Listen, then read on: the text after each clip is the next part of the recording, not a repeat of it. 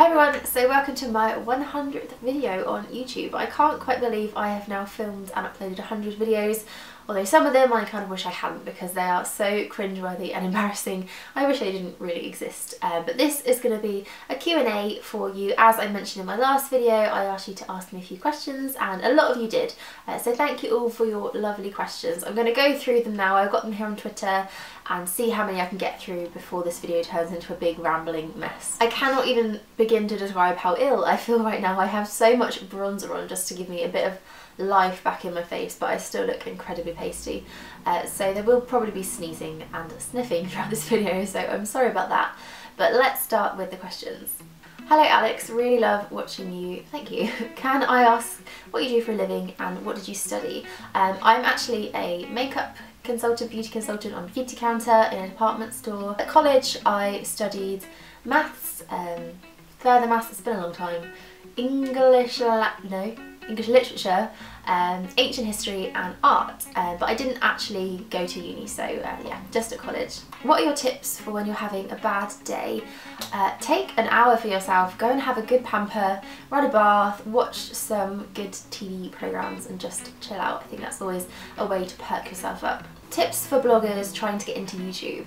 I think going from blogging to YouTube is just quite an easy step to take because it is the natural progression. I think it's nice sometimes to have a bit of a difference, so some blog posts, some YouTube videos, and especially I found the reason I started doing YouTube is because with things like favourites videos, when you're doing it in a blog post it's just the hardest thing to write down and it ends up being a massive long post. So more convenience than anything is why I probably started YouTube. But just sit down, film a video and see how it goes. I think that's the best advice I can give. Congrats on 100 videos. What is one underrated beauty product you love and use? I'm not sure if this counts as underrated because it's quite a specific thing, but the No. 7 Stay Perfect mascara I absolutely love for using on my bottom lashes. I talk about it so much on here, you probably already know that. But not a lot of people actually mention it, and I think it's a lot better than the Clinique bottom lash mascara, which it's probably most similar to, which people always talk about.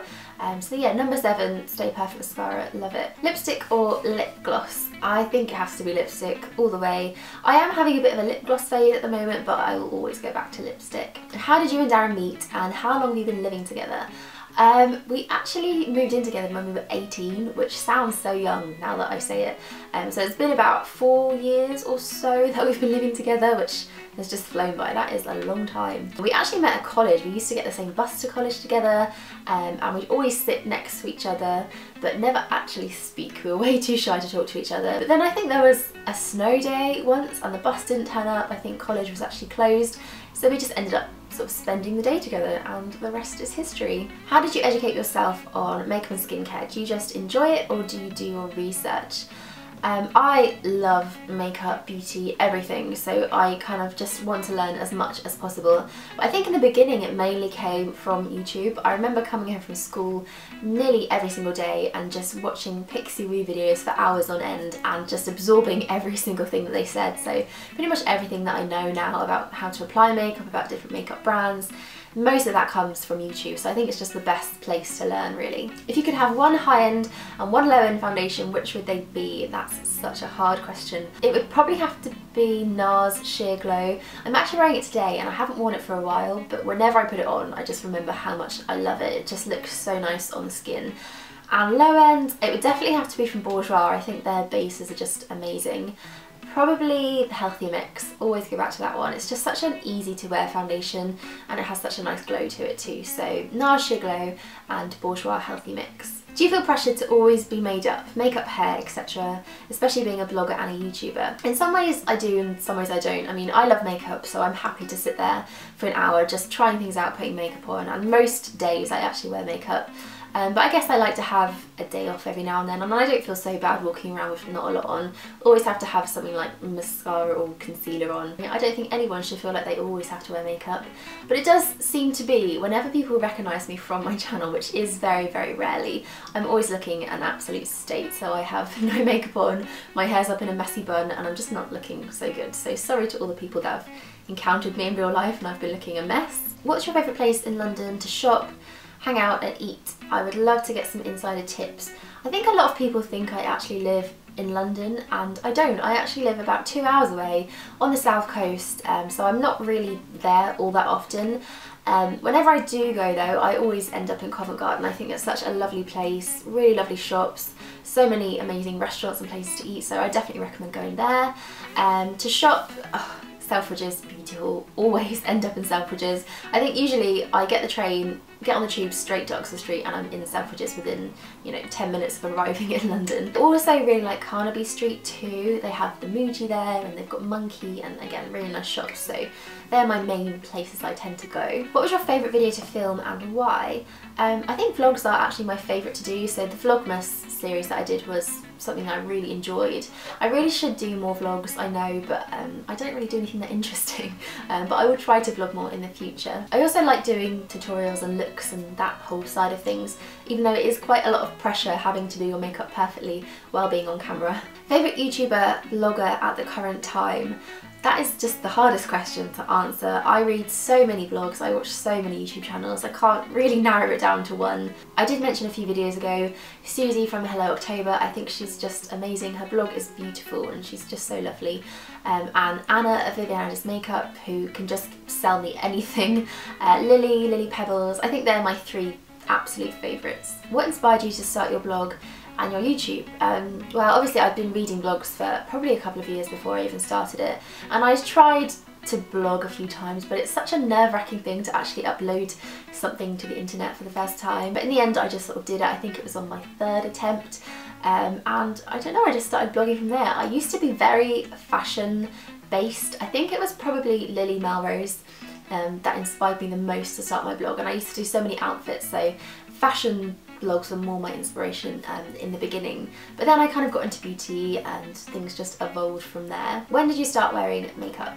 I actually did a whole video on this. I think it's called the why do you wear makeup tag that everyone was doing about a year ago, so I'll link that below if you want a bit more of an in-depth description into my makeup beginnings. But I guess it was sort of more around secondary school time, maybe kind of year 10 or 11, and all my friends wore makeup apart from me, and I didn't really have the best skin, so I guess it was kind of like a confidence thing. And I remember I went out and bought myself a Maybelline Dream Matte Mousse, probably the darkest colour, which just looked horrifically orange on my skin. It was definitely the wrong thing. Do you have any tattoos, or would you ever get any? I don't actually have any tattoos at all. I've always wanted one, but I never really know what to get, and I think I'd want to make sure it was something I really thought about and really that had a bit of meaning behind it too, not just something that I randomly decided on and then got done a few days later. So eventually I probably will get one. I really like quite small little things, and writing as well. I like the way that looks, so you never know, eventually I may have one. What are your top 3 makeup products?